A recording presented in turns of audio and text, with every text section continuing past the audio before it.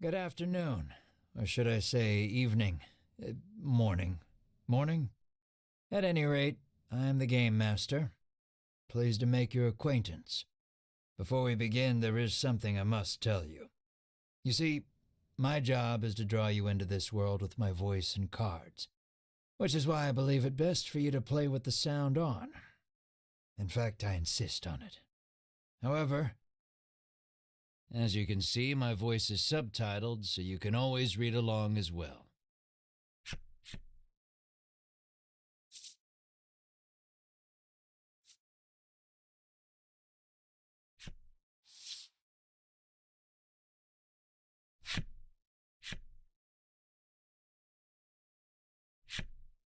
Now then, are you ready?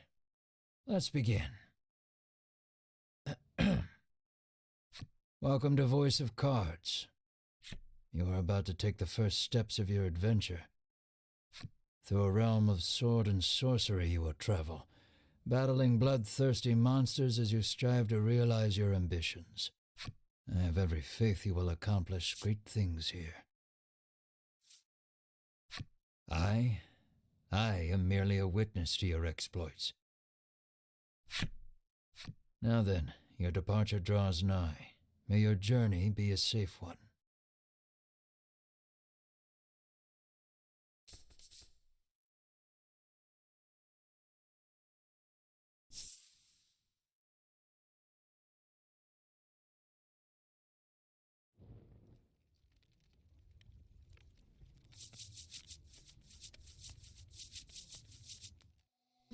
We begin in a cave.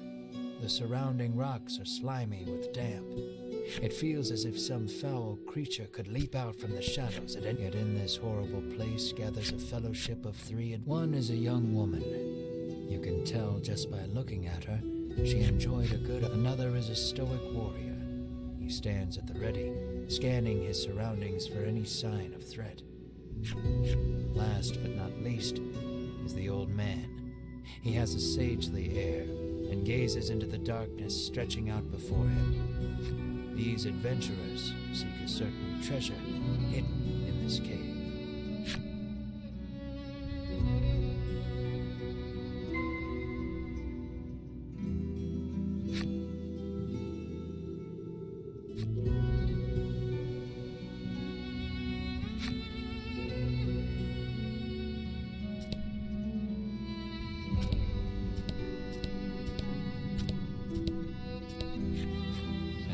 Door towers before you.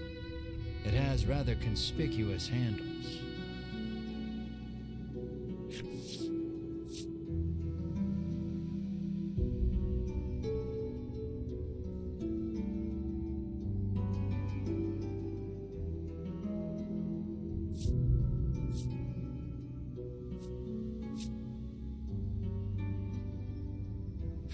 The stoic man takes hold of the handles and pushes as hard as he can, but the door doesn't so much as budge.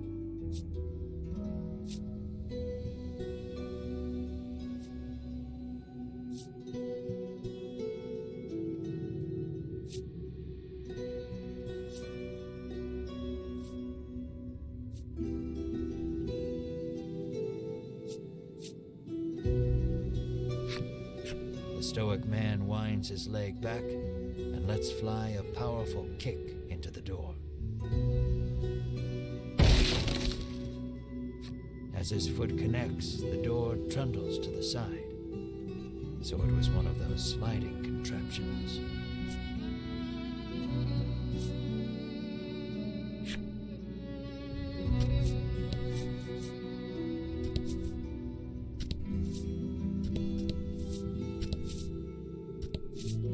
Something leaps out at the fellowship from the darkness.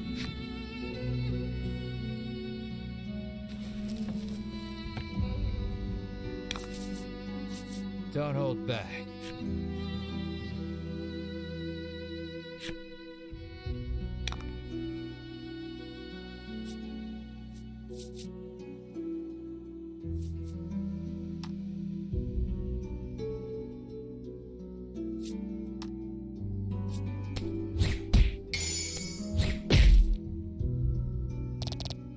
Excellent.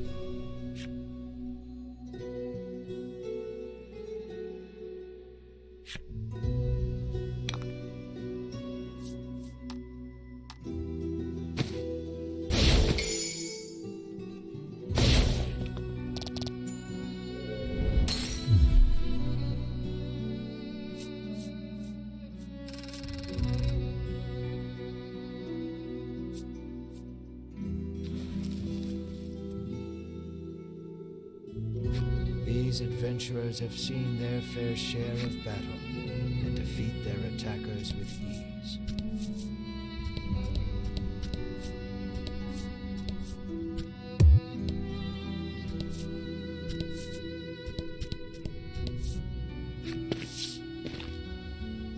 As the trio approaches the treasure chest, you shall not have it. Before the wary trio appear creatures the likes of which they've never seen.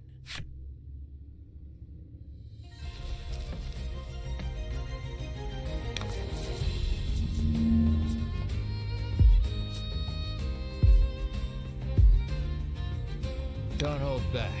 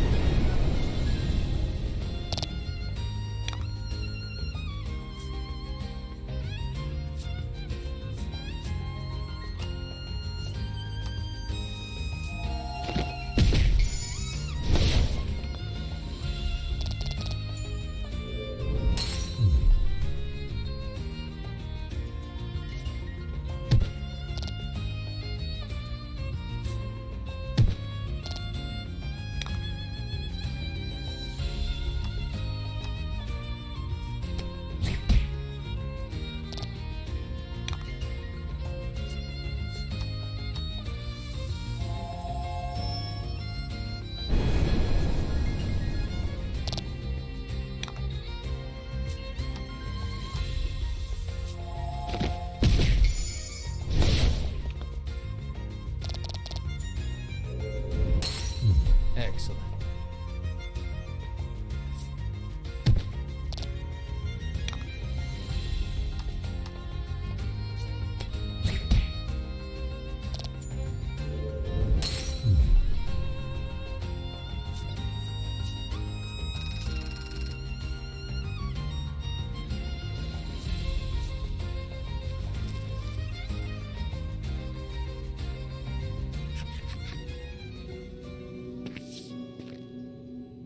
The young woman edges around the monster's bulk to stand before the... There is treasure inside, no doubt about it, but it's locked tight.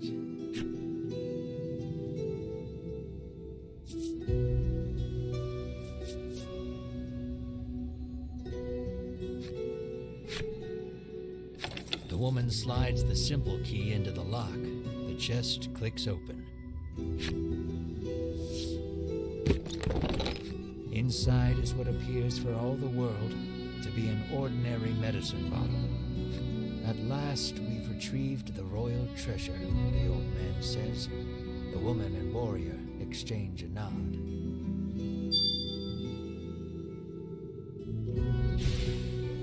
Their quest complete, the triumphant trio put the cave behind them.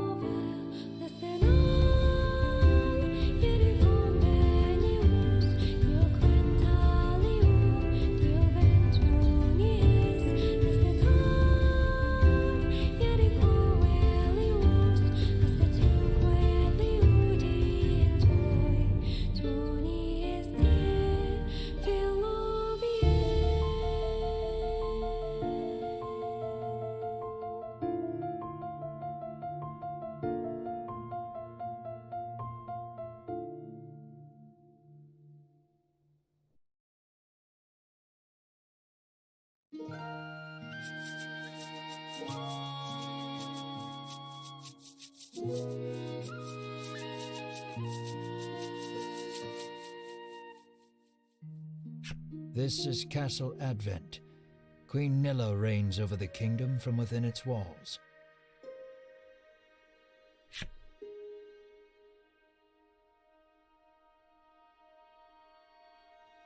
In the crowded audience chamber jostle all manner of knights, adventurers, and bounty hunters. The white-robed adventurers stand close to the throne. The palace guard calls over the tumult, "Be silent! Her Royal Majesty graces us with her presence."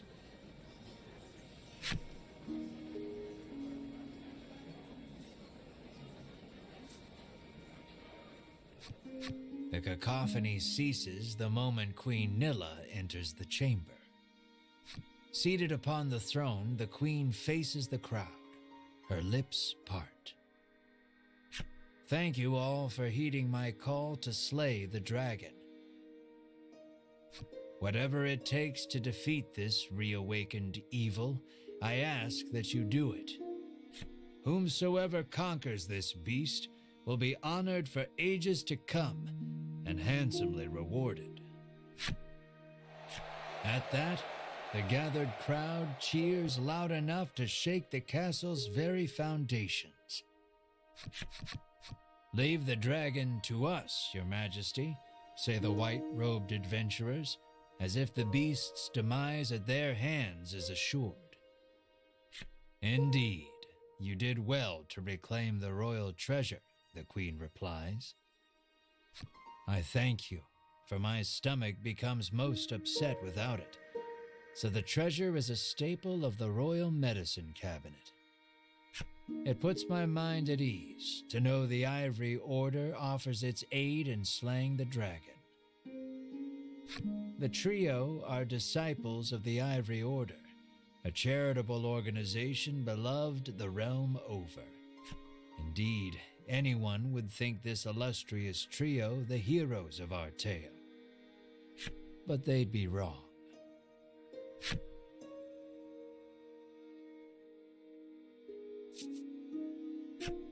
So we just gotta slay the dragon and we'll be drowning in gold." The man trails off, drooling over unknowable fantasies. Beside him, a strange creature lets out a chirping coo. Pay attention, because this is important. There he is, or there you are, I should say, the hero of our tale. A humble bounty hunter, you love little in this realm more than coin. A seemingly tedious fellow who doesn't hesitate to claim the title of hero for yourself. When you heard about the quest to slay the dragon, it was the promise of reward that lured you to the castle. Now then, if you wish to officially register for the hunt, see me so I can get your signature. You wonder why you need to sign anything, but head for the guard anyway.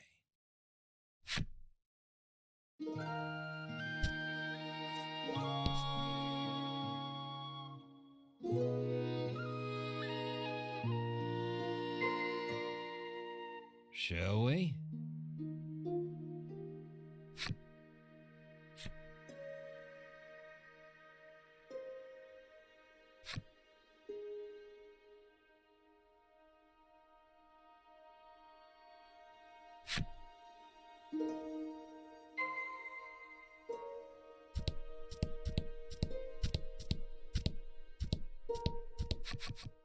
Sign here, says the guard, handing you a pen and paper.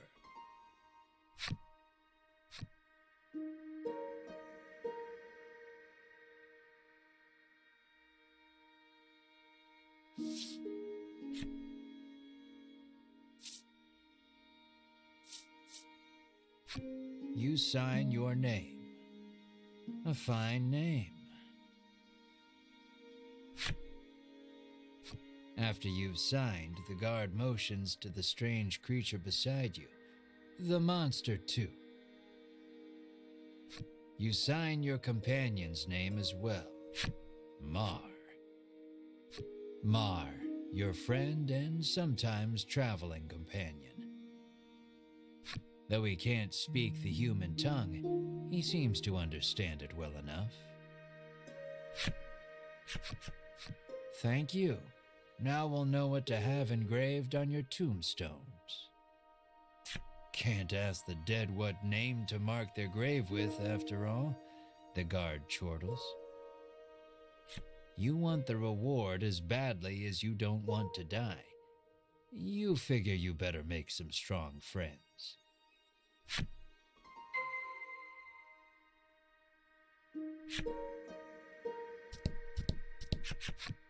Offer to join forces with the Ivory Order trio? We select few are sufficient to defeat the dragon. We require no additional aid. And we certainly don't require the aid of a no-name wastrel. With that, the trio takes their leave of the castle. I'll let the Order handle this. Me, I'm heading home.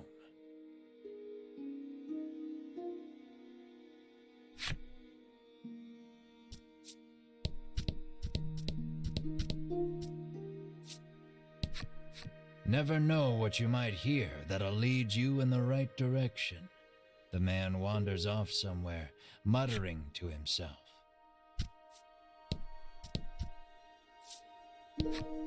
You'll need tough gear, the man says, wandering off.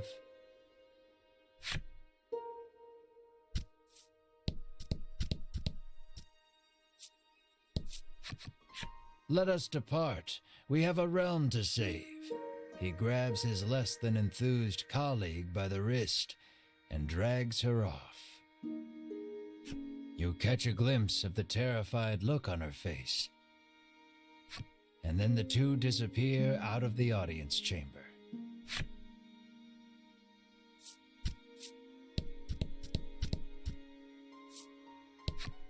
No way am I adventuring with anyone who keeps that sort of creepy company, he says.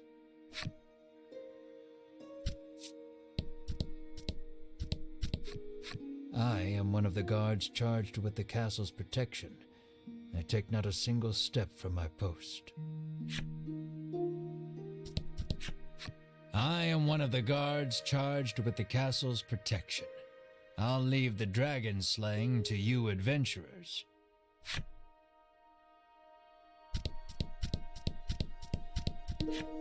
Don't get yourself killed out there, says the guard curtly. Asking Queen Nilla to join you is beyond preposterous. Better not even try. Find some good people to help you fight the beast. You're less likely to die that way, says the guard. You ask him to team up, but he refuses angrily. I ain't splitting the reward with nobody. You weren't planning on sharing either, so you don't try to change his mind.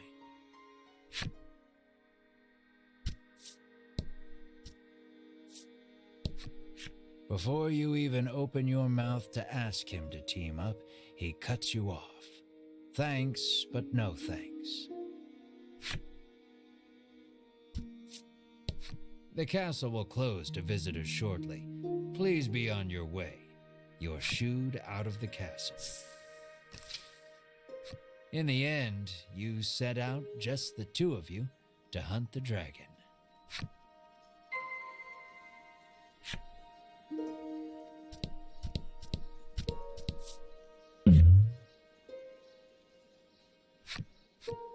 A weapons merchant accosts you in the street, despite your best efforts to mind your own business.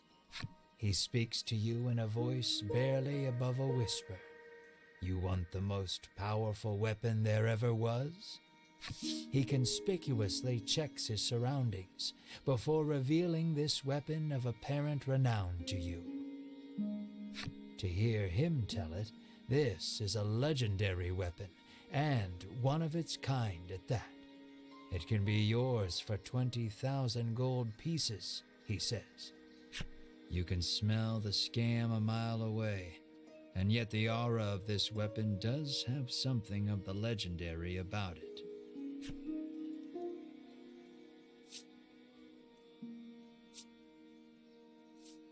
You open your coin purse only to find you don't have 20,000 gold pieces. No money, no sale. He tucks the weapon away once more.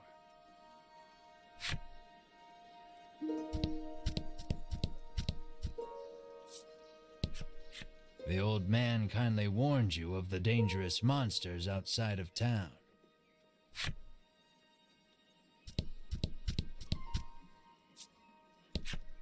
The child says you should see Nexton as soon as you leave the castle town.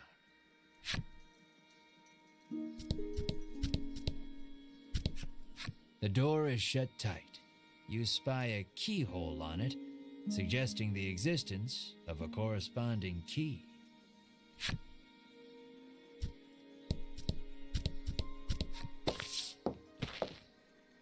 Before you stands a sign calling for people to join the hunt for the dragon. Earlier, you saw the bit about the handsome reward for whoever slays the dragon and hightailed it to the castle. A woman stares at the sign, transfixed. Her face curls into a scowl as she notices you. "Monster!" the woman cries, and flings magic at Mar. Startled by the spell, Mar grows dizzy.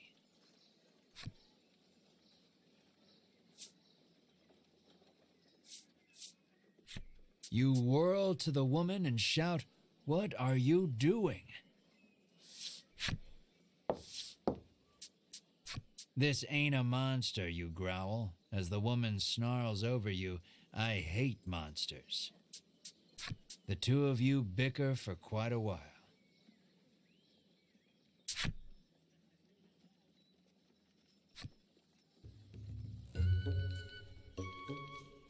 In the end, the woman admits she may have jumped to conclusions, but stubbornly refuses to apologize. Inwardly, you call her unsavory names as your attention shifts to a different topic of conversation. Turns out she really hates the dragon and would love to take him down with her own two hands. But she knows she's no match for him alone, so she's at a loss for what to do. When you tell her you're after the same thing, she squints down her nose at you. "Fine," she says, "I can help you."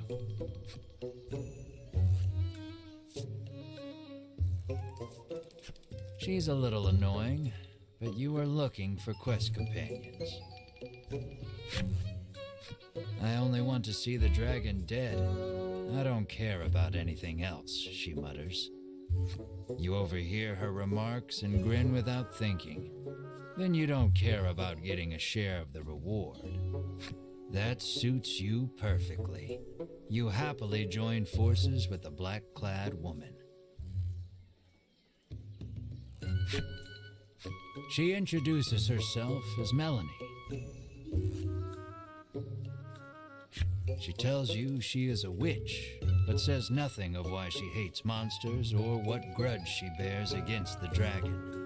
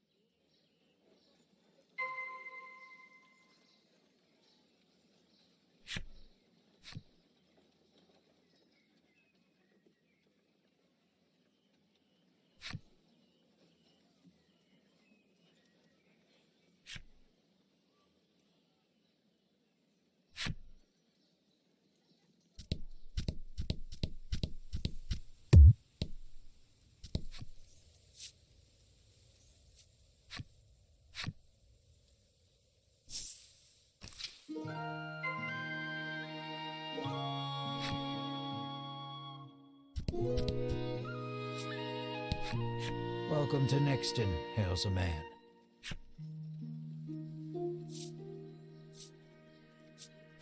You try asking the man if he knows anything about the dragon. The man's eyes widen. He leans close, cupping his hand to his mouth. Welcome to Nexton, he whispers in your ear.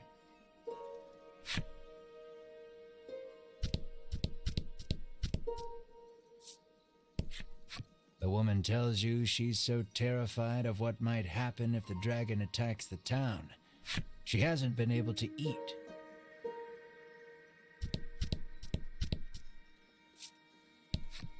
The man helpfully advises you take the opportunity to purchase equipment and curatives while you are in town.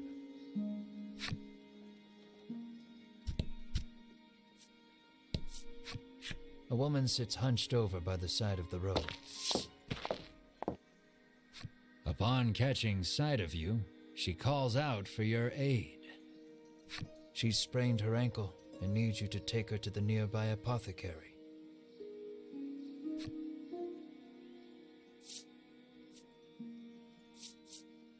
You try to lift the woman into your arms, but the weight's too much for you to bear. You lay the woman back down where you found her and mutter a quiet farewell before turning to leave. Upon seeing that, Melanie snaps. What kind of person are you?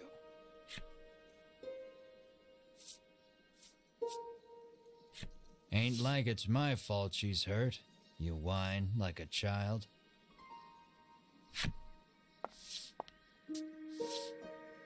Ignoring you, Melanie gingerly helps the woman up. Mar bends so the woman can get on his back, and the two of them head off in search of the apothecary. You watch them walk away for a moment before following, complaining to yourself about what a wasted time this is.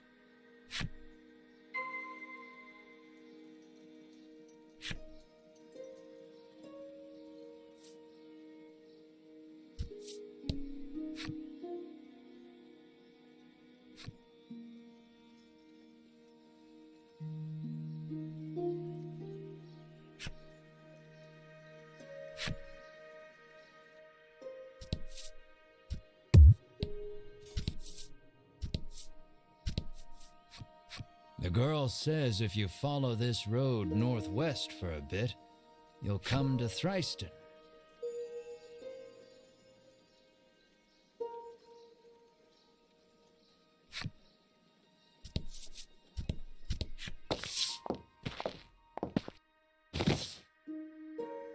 You arrive at the apothecary.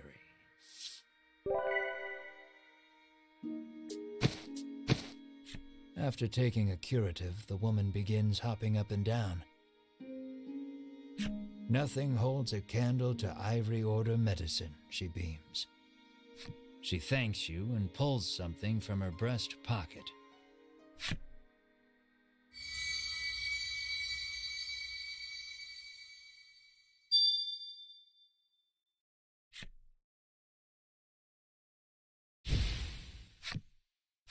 You've helped someone, albeit not quite out of the goodness of your own heart. It might be a good idea to do that again, should you come across anyone else in need of assistance.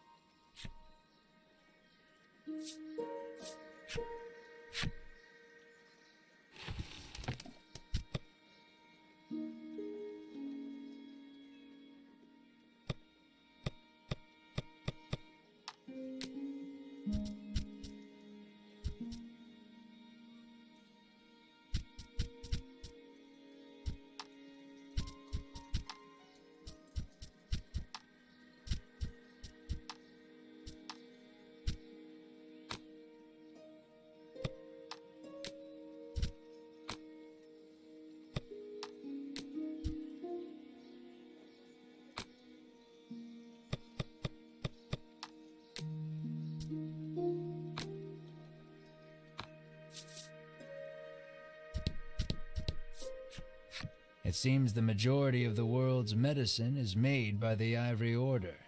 Many people depend on it. That's probably part of the reason the Order has so many ardent supporters. Nothing holds a candle to Ivory Order medicine, proclaims the woman, swigging this curative and that.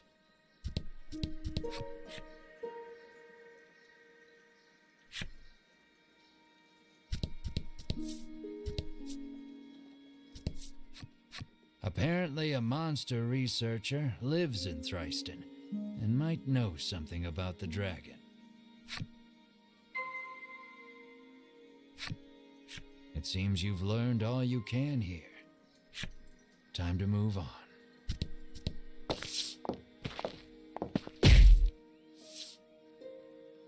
As your eyes roam everywhere but the path you walk, you barrel right into someone. When you turn to see who it is, you see the Ivory Order trio from the castle. Winifred, are you all right? The sagely old man asks the woman, voice full of concern. I'm fine, the woman called Winifred replies. Thank you, Hedwin. Berwin, the old man calls, turning to their stoic companion. He jerks forward, as if to defend Hedwin and Winifred. The trio advances on you. How dare you treat disciples of the Ivory Order with such disrespect?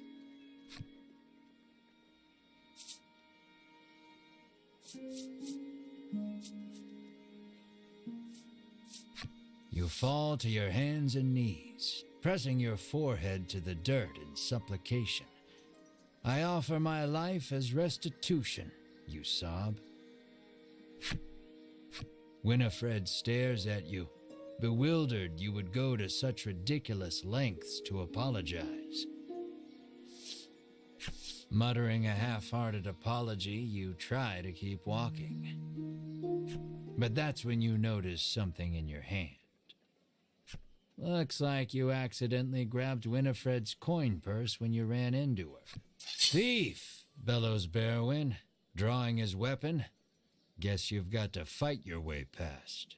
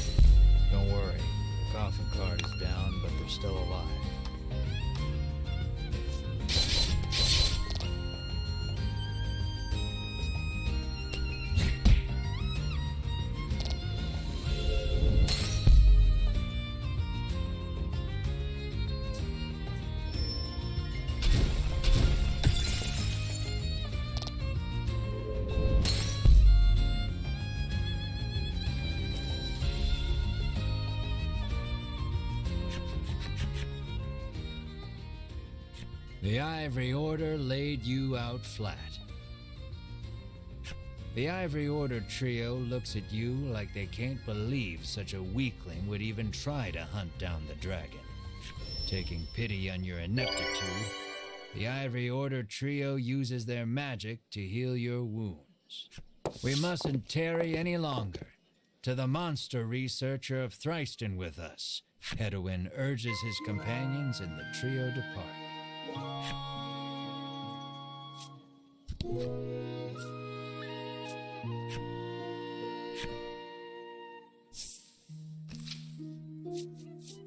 Aimless wandering can be fun, but if you want purpose and direction, I'd suggest sticking to the path.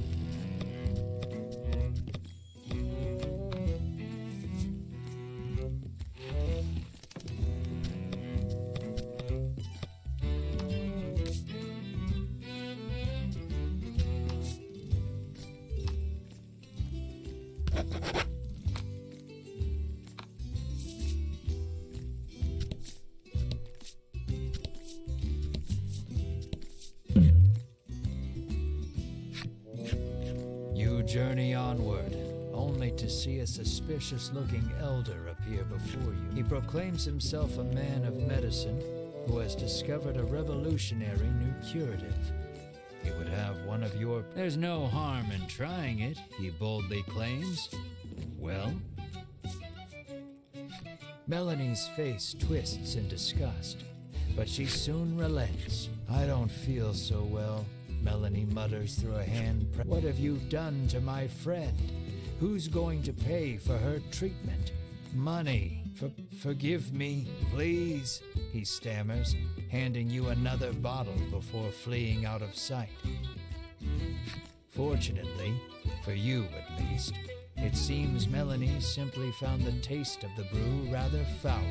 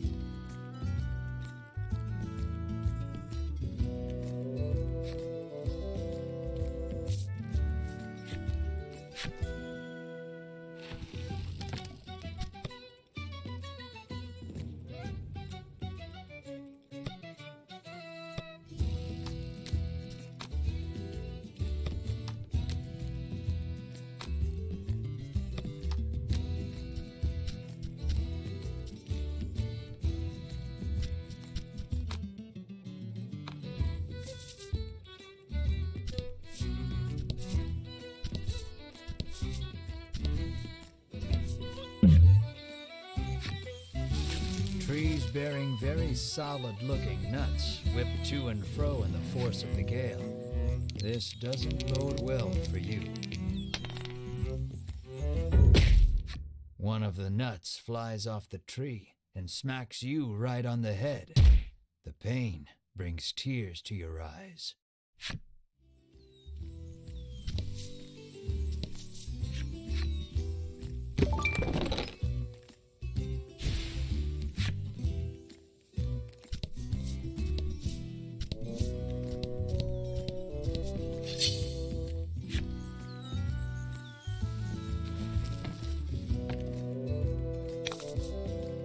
And fight.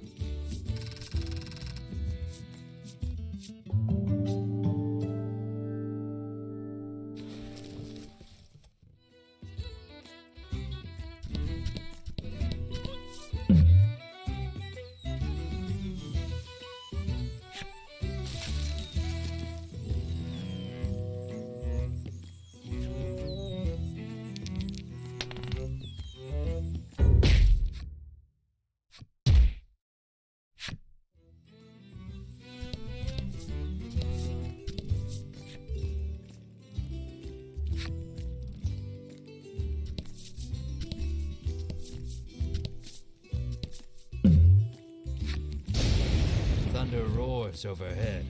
Watch out for lightning.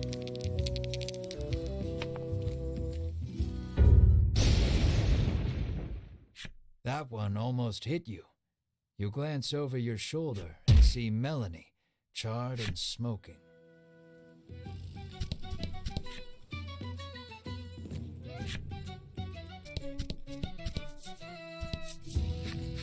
You kick a rock down the road, muttering about what jerks those three from the ivory. Cut it out, chides Melanie. She warns you your anger will only come back to bite you in the rear. You grumble, but your sulking is cut short when out of the thicket leaps a monster. The rock you kicked must have hit it because it is really mad. Brace yourself for battle.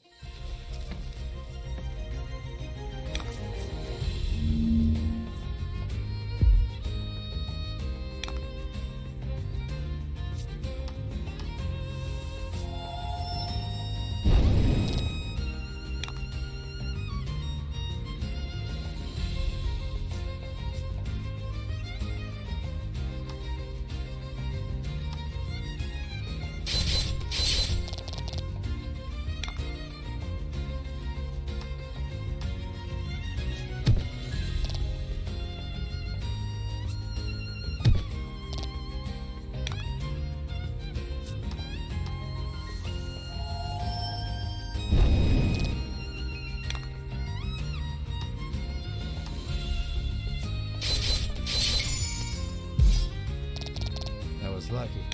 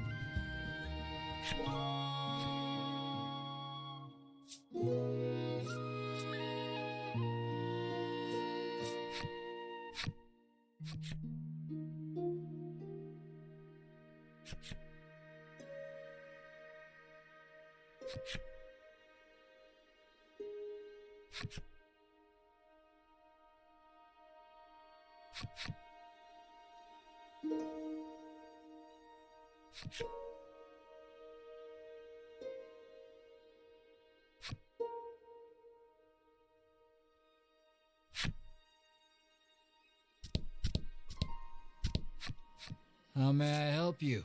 The proprietress inquires. Well, if it isn't the head of the National Inn Association's son, the innkeeper blurts out, overcome with surprise. You've clearly been mistaken for someone else, but the innkeeper looks so excited that you dare not burst her bubble. Your room is free.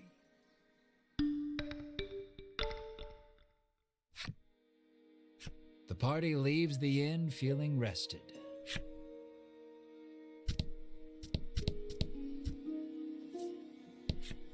It seems the sound of a flute could once often be heard coming from the doctor's house. His neighbors complained about the noise, though, and all has been quiet since.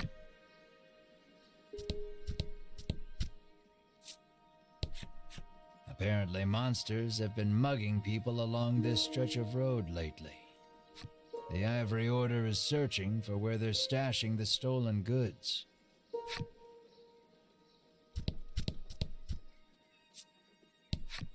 The man says you'll need a torch to explore caves. And, he adds, it just so happens you can buy them at the item shop. You get the feeling he probably works for said shop. The man scours his skin with a washcloth, trying to rid himself of all odor. Apparently, he blames his natural musk for his unlucky love life.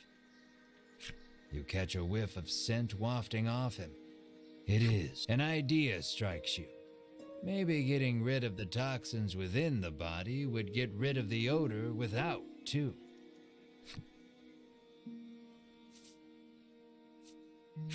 You fish around in your bag, but can't seem to find an antidote anywhere.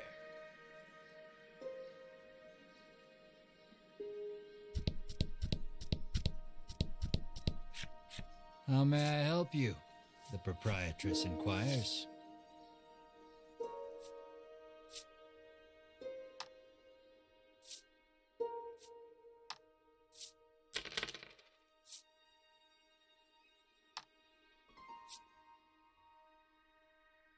Will that be all? The proprietress asks.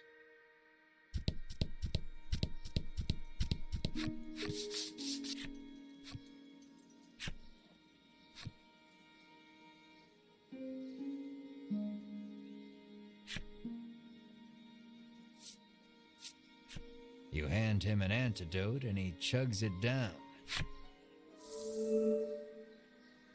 As soon as he's finished, the odor completely disappears.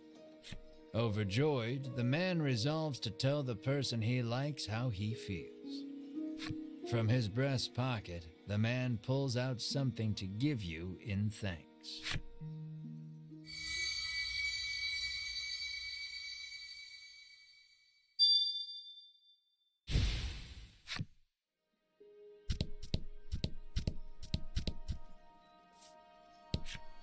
The woman, who fashions herself a missionary of love, haughtily cries she's too beautiful and popular for her own good.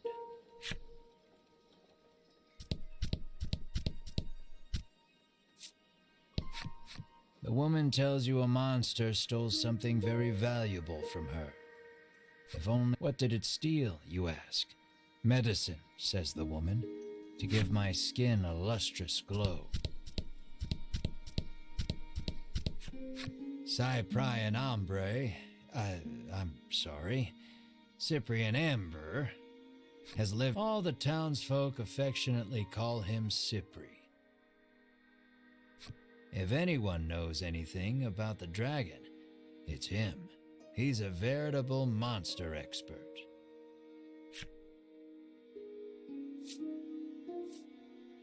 You ask Cypri if he knows anything about the dragon. He says he'll tell you if you do him a favor. The monsters stole a precious treasure from him. If you reclaim the treasure, Cypri promises to tell you all he knows about the dragon. It seems the treasure-thieving monster makes its hideout in the western cave. That's where you'll want to head.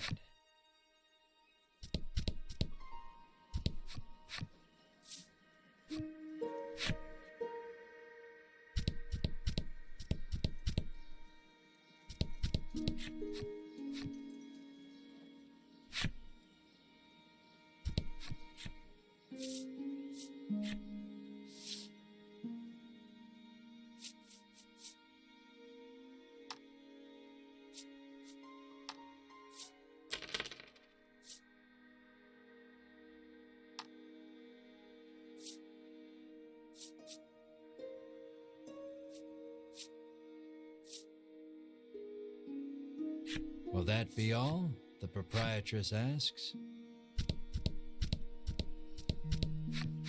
How may I help you? The proprietor inquires.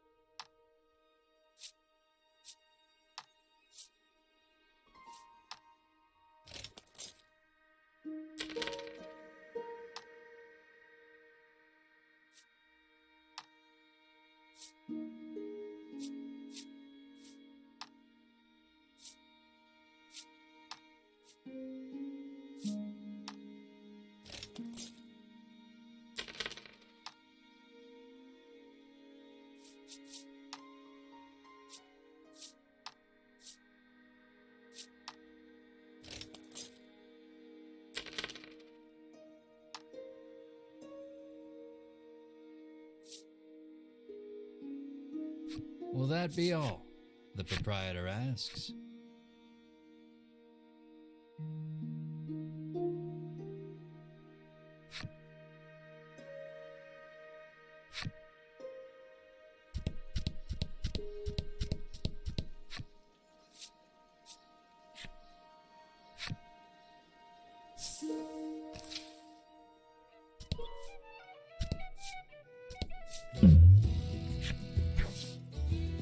Something flies in front of you.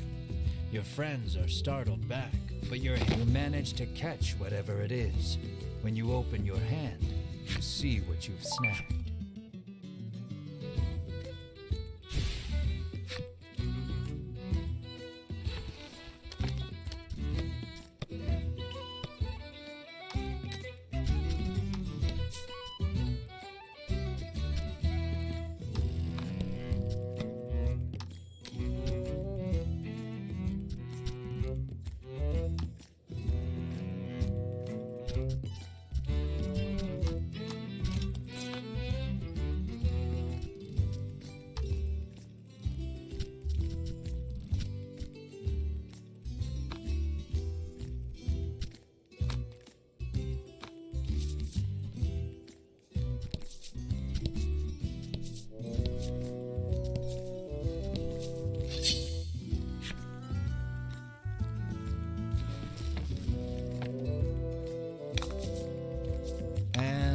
Fight.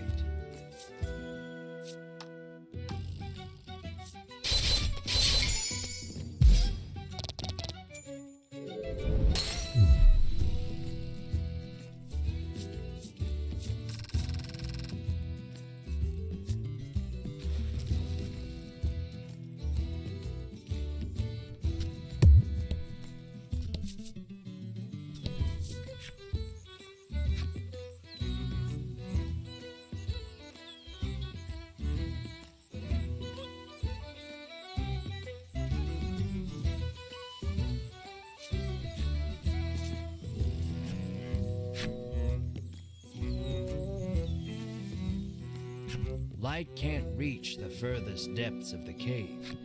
It may be impossible to proceed without a torch. You light the torch. It'll be much easier to explore now with your surroundings better illuminated.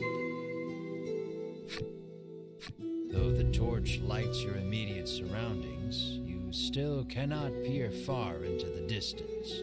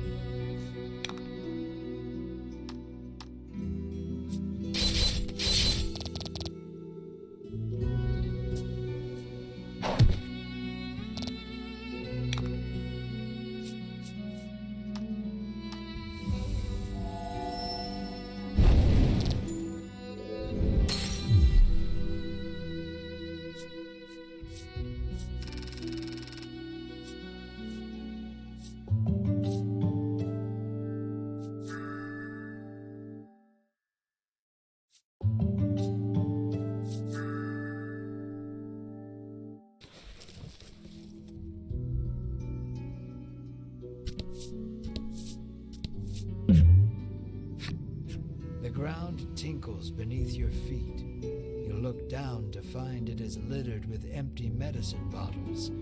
As a message is carved into the ground. Never forget.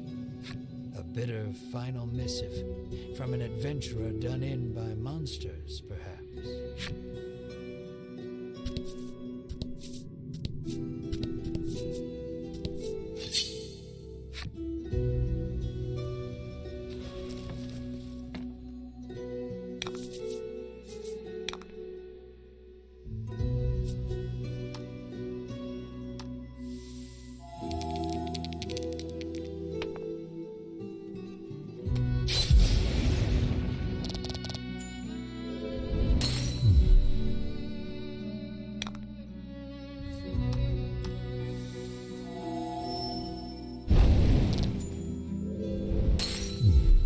Good work.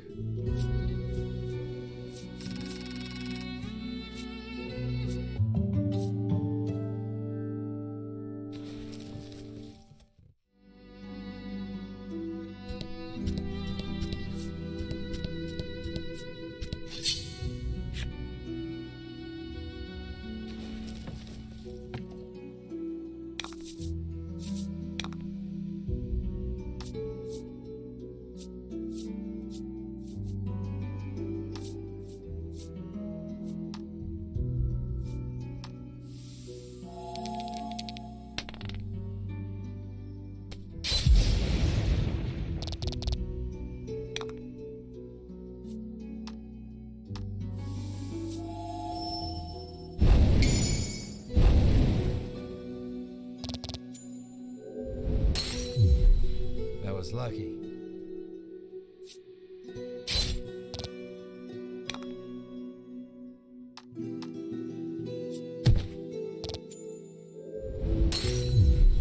Good work.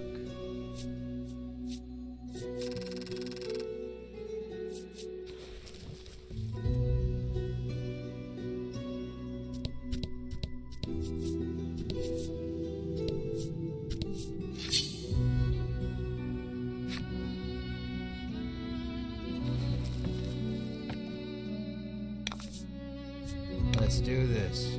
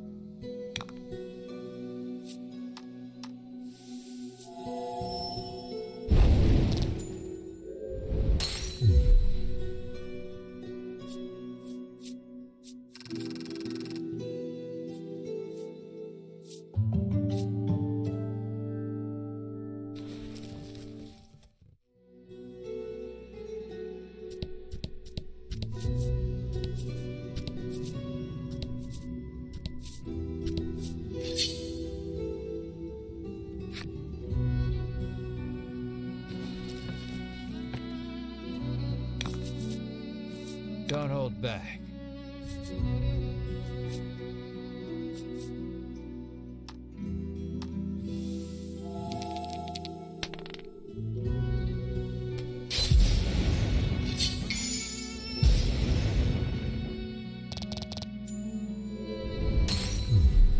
Excellent.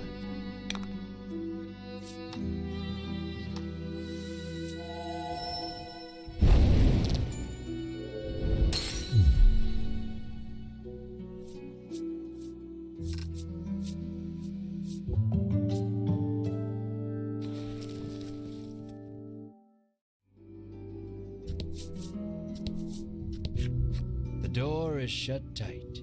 It seems upon closer examination of the door, you spot a cavity that looks like some sort of sphere should go there.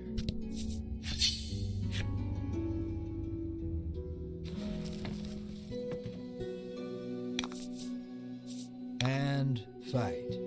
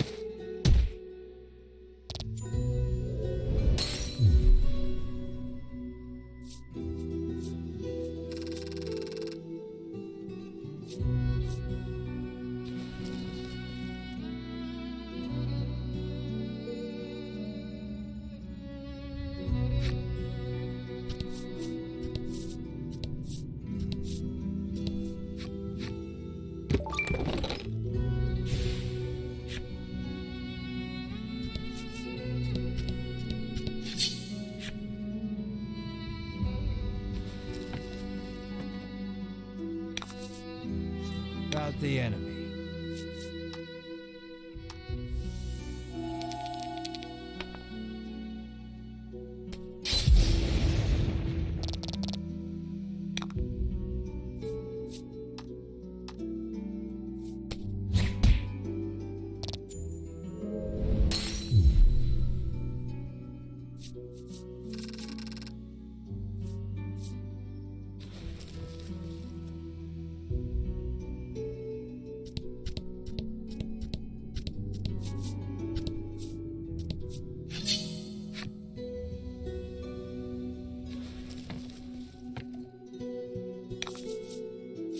And fight.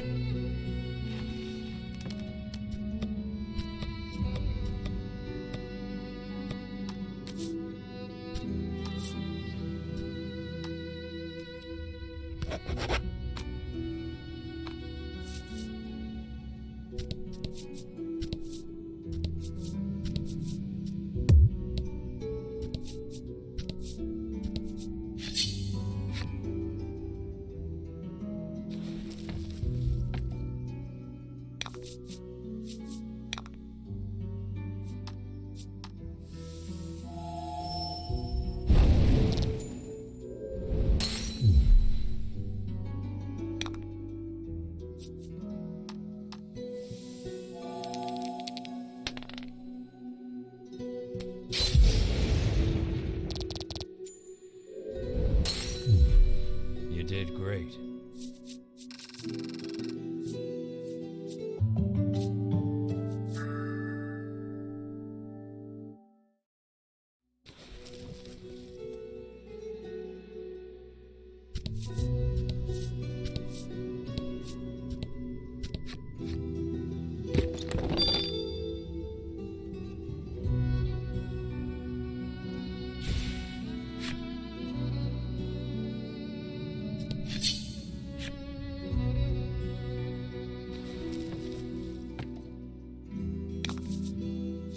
And fight.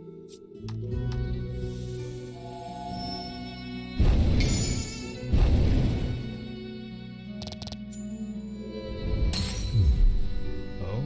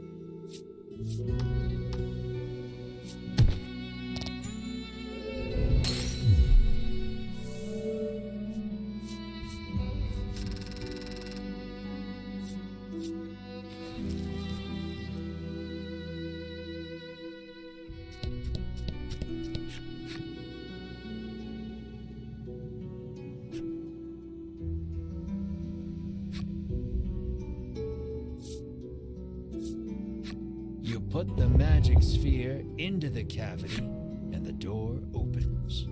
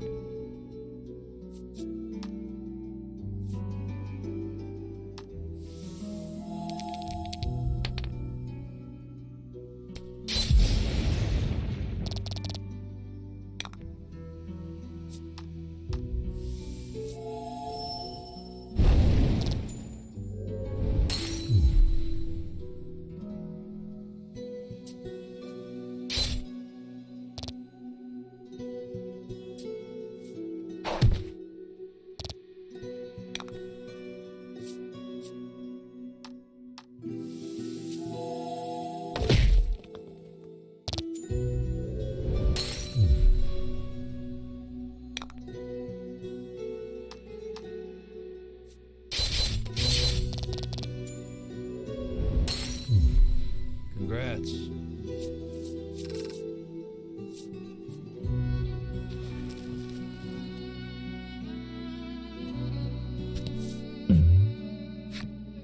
A claret trail leads you deeper into the cave. As the walking, a knot forms in your gut. You raise the torch to get a better look at your surroundings. The walls have been gouged and scarred as far as you can see. Another message comes into view, written in tiny letters among the scars. I will find you. What horrors transpired here?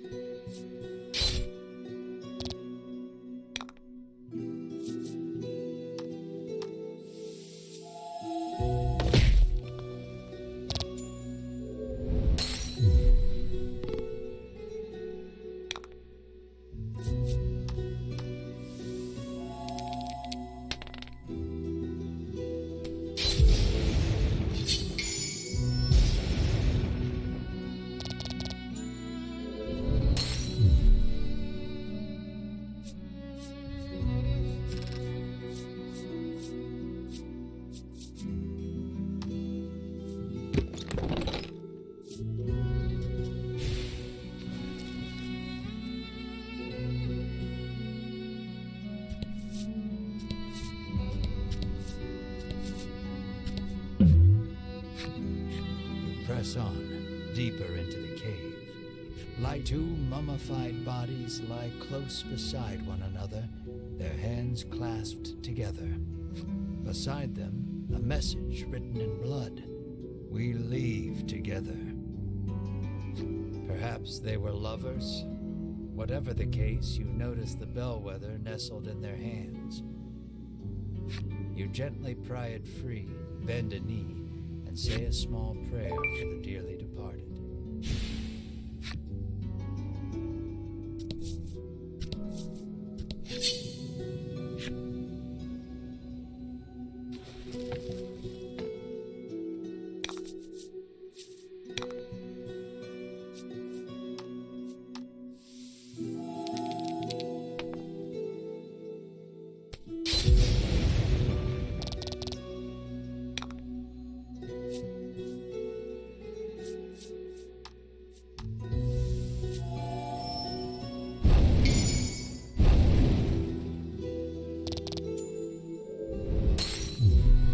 That was lucky.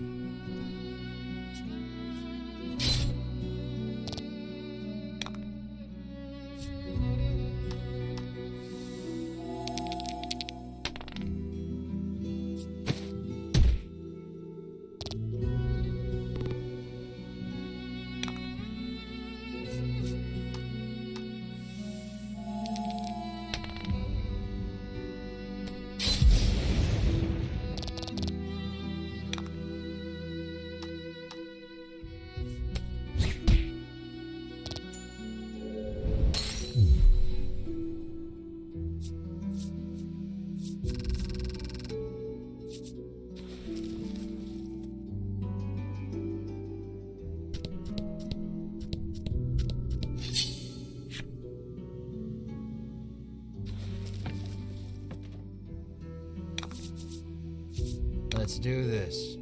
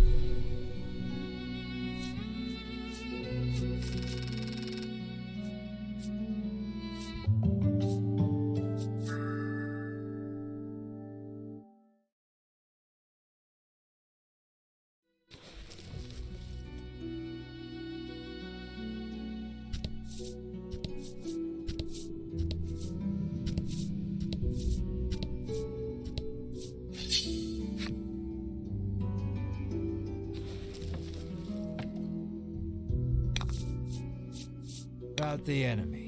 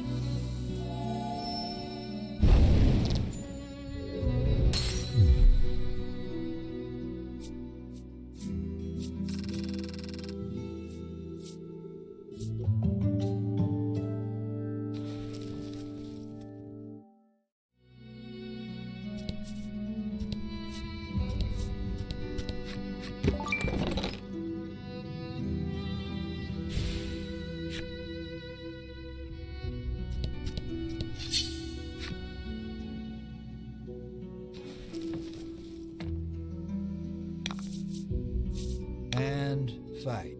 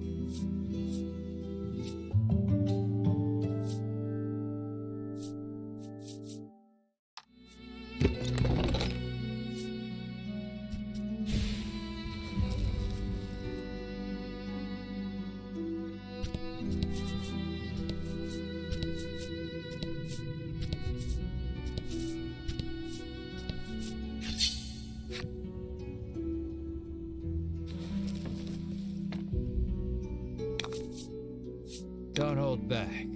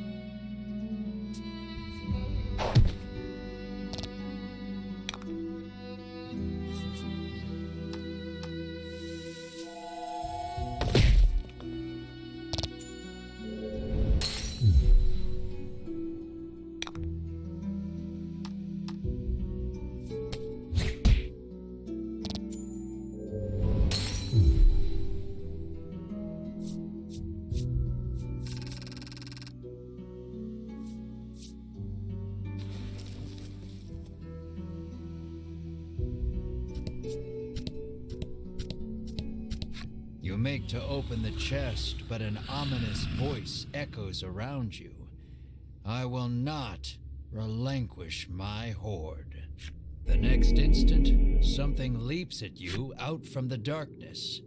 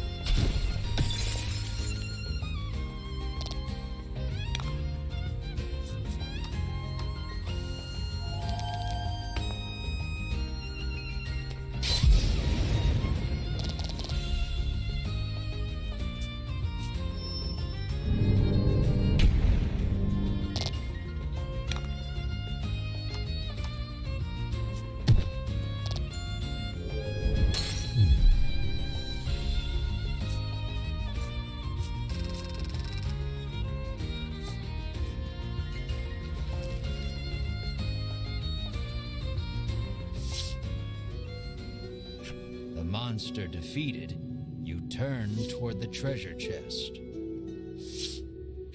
and see those Ivory Order jerks rooting through it. You rush over, but you're too late to stop them. Sweet of you to take care of the monsters for us, trills Winifred, favoring you with a smile. Tucking the spoils from the chest safely into a bag, the Ivory Order trio stroll away whence they came. Knowing you couldn't stop them if you tried, you can do nothing but stand slack-jawed and watch them go. The chest is empty, save for a ragged doll. Nice of them to leave us the trash, you grumble in irritation. For some reason, Melanie picks up the ragged doll.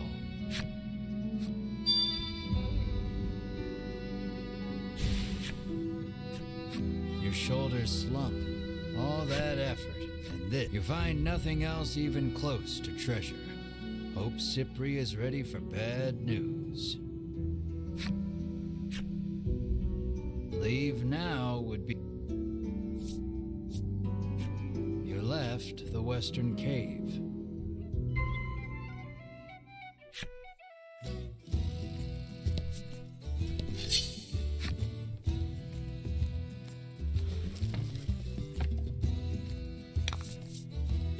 About the enemy.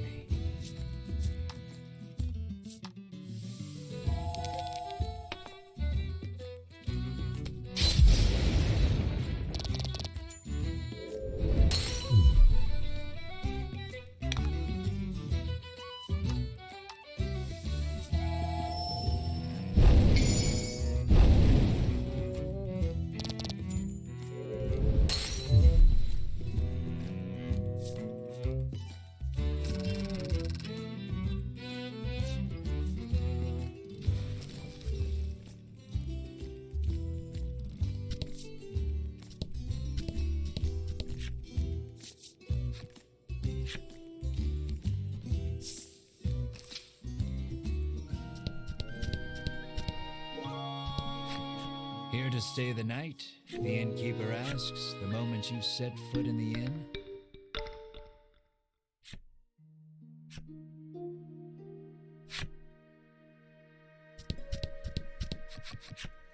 Were you able to find my treasure? Cypri asks.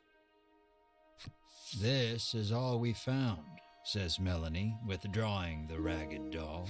Cypri's eyes widen as soon as he sees the doll, and he reaches out to take it. Without breaking his gaze away from the doll, he begins to speak. Cypri tells you he gifted this doll to his young daughter a long time ago, but she fell gravely ill and died. Since then, Cypri has treasured this doll as he treasured his daughter. Then the monsters took it from him. Cypri turns to Melanie, his head bowed deeply in gratitude. So you reclaimed the treasure by complete accident. You step closer to Cypri.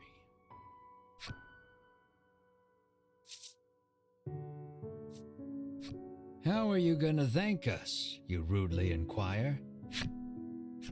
Cypri gestures as if to say, let's not get ahead of ourselves. Far to the east of town is a place called Unionville, where monsters and humans live together in harmony. According to Cypri, you might be able to learn something there, as the dragon and monsters are not totally unrelated. Upon hearing that, you turn on your heel. Cypri calls out to stop you. Journeying to Unionville entails traversing the dense expanse of the bewildering wood. You'll need this, he says, and holds out something for you.